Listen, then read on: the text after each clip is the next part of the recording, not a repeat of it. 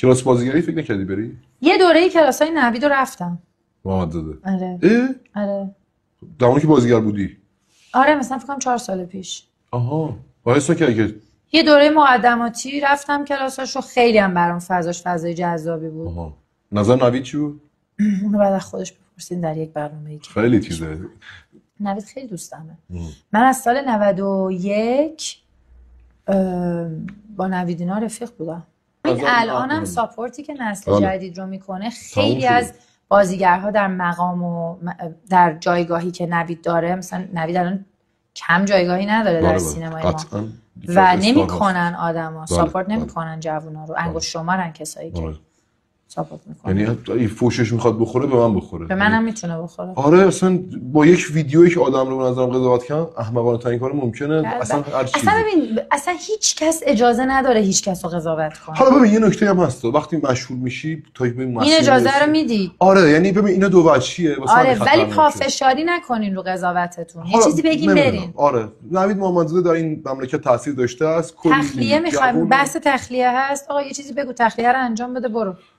متوجهم. بله ولی اینقدر یکی فشار بری روان انسان من چقدر میکشه بابا نکنید دیگه. نمیکشه بابا. این خیلی نکته باگیه. حرف زدن منو ببین. نکته باگی هستش. بچه‌ها شدن که بهترین اتفاق زندگی نبود. آره. جدی میگی؟ آره. زود نبود؟ نه. ما باورم نمی‌کنم تو بچه داری. بچه من 3 سالش شم 3 رو فوت کرد. جدی میگی؟ ماشاءالله. تخته این تو دکورمون چیزه پاپیمایش از قبوله؟ آره. خیلی چه جالبه. بچه خیلی زندگیتو متحول کرد. خیلی. اصلا دیدم و به زندگی عوض کرد. اصلا معنی عشق رو برام عوض کرد. خیلی لئا یه اتفاق عجیب بود تو زندگی من. لئا یعنی چی؟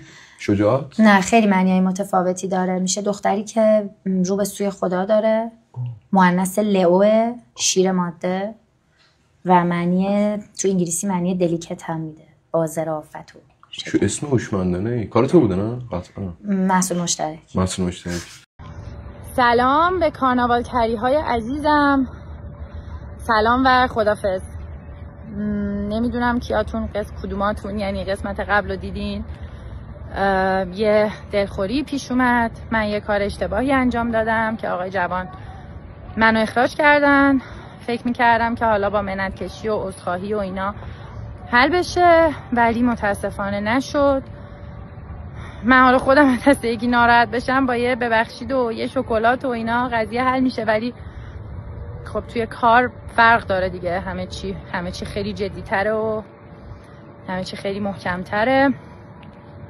حالا نمیدونم شماهایی که دیدین اصلا کاری که من کردم در حد اخراج بود، یا اگه ندیدین بریم ببینین اصلا در حد اخراج بود. یه چیزایی هم الان شنیدم که مثل این که خود کارناوال تر کنسل نشده، مجری رو قراره عوض کنن، یعنی قراره جای من کس دیگه ای رو بیارن، ولی حالا تا مجری دیگه ای پیدا کنن یا حالا هر چیزی که باشه کارناوال تر پخش نمیشه دیگه. امشبم نمیایم تو فیلم نت. دلم براتون خیلی تنگ میشه. خدافظ. شاید فالوور رامبد بیشتره اما مخاطب ما 100 برابره. سینا رپ کرد تو افتتاحیه. آره قشنگ بود، ولی خب چه کاریه وقتی شرکت کننده خود توی برنامه خب از همون اولش میشه حاشیه. حواست باشه رامبد جوان. میام با دوربینم هر روز کارناوال، من لحظه ها رو میکنم شکار، میسازم واسه مردم یه برنامه باحال.